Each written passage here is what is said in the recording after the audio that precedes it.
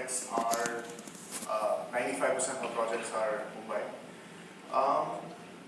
We've from the firm was started in 1981 approximately, and we've always believed in the or using technology to its full potential if we can. So we are always one of those guys who try and sort of jump in head first and see if something else is available, if something else is possible to do. To introduce, that's Anuj Shah, who is standing next to me. He also got back about a year and a half ago. And the idea here is to find out what the next generation is. And not every technology can help us do our work better, but some of them really can. And we're quite excited. So we've been through, so we use a lot of 3D printing. We in general have used a lot of stuff. We're now looking at stuff with AI and stuff like that. But I think virtual reality has so much to offer, and I think we're right at the tip of the iceberg right now.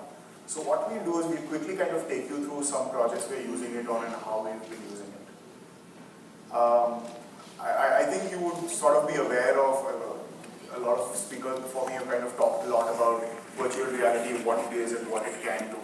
So I don't want to spend too much time on that.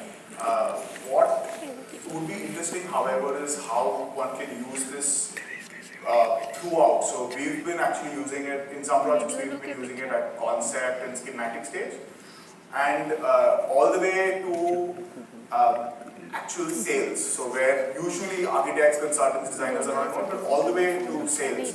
So I'll kind of take you through what we've been doing there.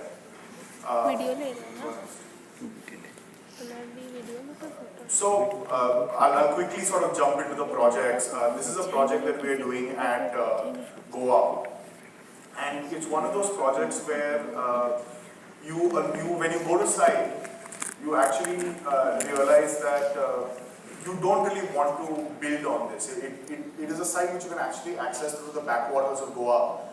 And the first time we went to site, we actually went by boat. And when you stepped on the site, there's nothing around. It's just trees. So there's this sort of strip of site which had about 195 odd trees, and all of them very, very mature trees. The first thing we kind of said is, actually we should not be building at all. But of course, we were working with a developer and he wanted to, of course, maximize commercial potential. So the idea here was how do we keep that sort of land as virgin as possible and still sort of design with that.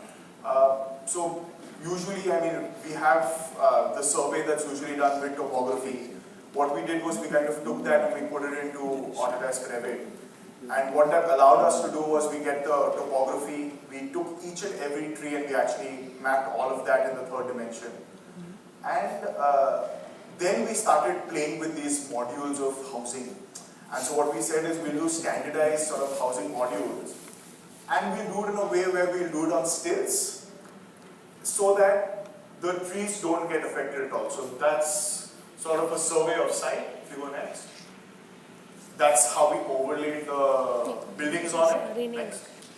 And we needed to cut all of 4 trees when we actually sort of did this. And the really interesting thing about this project was that, of course, we would do this and then you would go to site and you'd realize, but not all trees grow straight and some trees go like that, some trees go like that. So this was this very interesting project where we actually would go to site and be like, you know what, this needs to be tilted by 2 degrees or this house needs to be shifted by a meter or something like that. So it was a very interesting sort of a different process of design.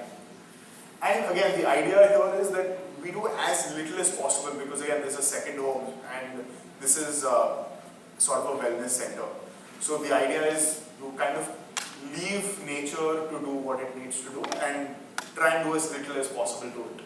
So all the houses are of course built on stilts, and next, you have this walkway that actually connects all the sites. Next.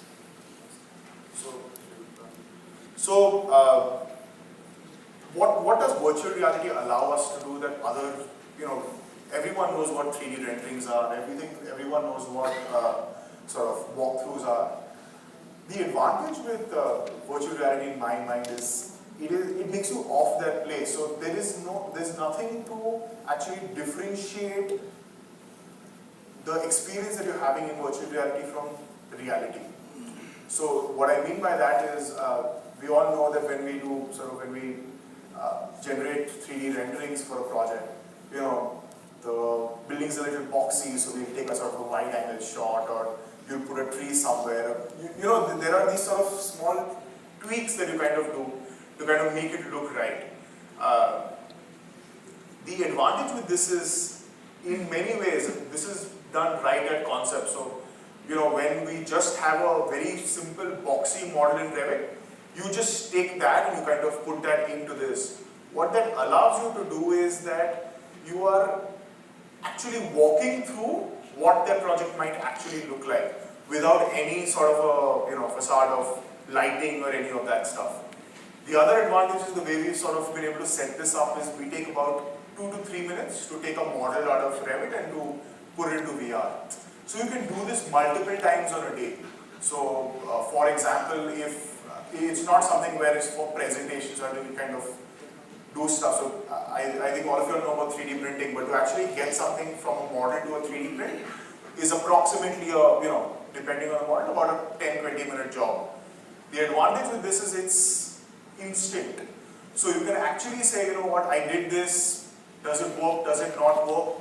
You can see that instantly. Next. So, of course, taking you through a little bit of the project. So those are sort of the typical sort of renderings of the project, as you might call them, and what we sort of imagine this project to look as. So the idea here is we did not want to look at this as a technology to present to our clients. This was not meant for that. This was meant for us to be able to design better. So this was for the clients, this was for the end user, etc., etc.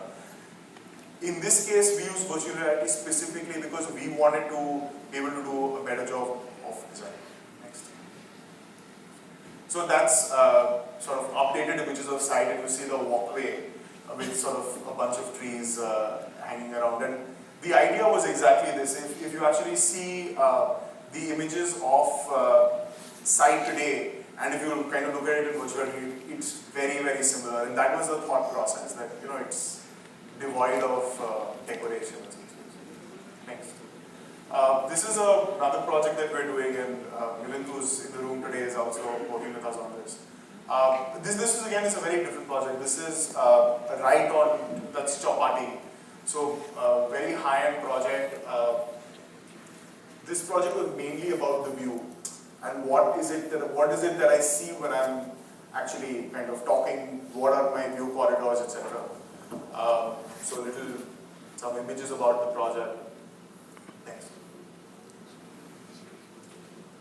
So here again, you sort of treat it very differently. Here, the site was very tight for us to be able to do anything. Pretty much are taking the site, you're building tall, you're trying to work with all the municipal regulations, etc. But in some ways, you can kind of try and maybe modulate where is it you're looking, where you're not looking, etc. So here, what became more important to us is there are a few of these sort of tall towers that have already come up or that are coming up. So the idea here was to kind of model that, and mainly to look at it again as the advantage here is one, of course, you can look at it as when I'm standing down, what do I look at? You can actually say, go to the penthouse floor and look out from the window. You go to the podium and you see what it looks like. So it's the other thing which was really interesting is, again, it's a very tall and slender and thin tower. So it's also really interesting to kind of see what it looks like when you're standing down, sort of looking up, which was kind of interesting. Next. Next. Choice. We've got a whole bunch of VR stuff, but I don't want to kind of take you through everything. We'll try and set it up as a demo outside, and you can come and kind of catch up, and that way you'll see more models. This is, how many of you use Revit, if I can? So, a lot of people. So, I think it's become sort of ubiquitous in nature to kind of use this 3D software, and sort of an extension of that has been clash detection and Navisworks, etc. What is really interesting is all of that can again be pulled back into VR. So if you can imagine having a Navisworks model with MEP structure and architecture where you usually sort of see these clashes, etc. You could actually walk through that model and you would be able to actually see what those concerns are. Sometimes, for servicing, the height that is given is not right, etc., etc. And here again, there's an organization called Lera out of New York, which is doing some pretty impressive stuff to do with that kind of thing. Next. So we went, the logical sort of conclusion here was, of course, one is when we're kind of using VR for ourselves and sort of for design. But one thing which kind of it is really, really good at is for sort of imagining spaces. So what it does is that if I want to sort of buy, let's assume I want to buy a 3 BHK, if I can go into a space and I can say, this is what my room or this is what my house is going to look like.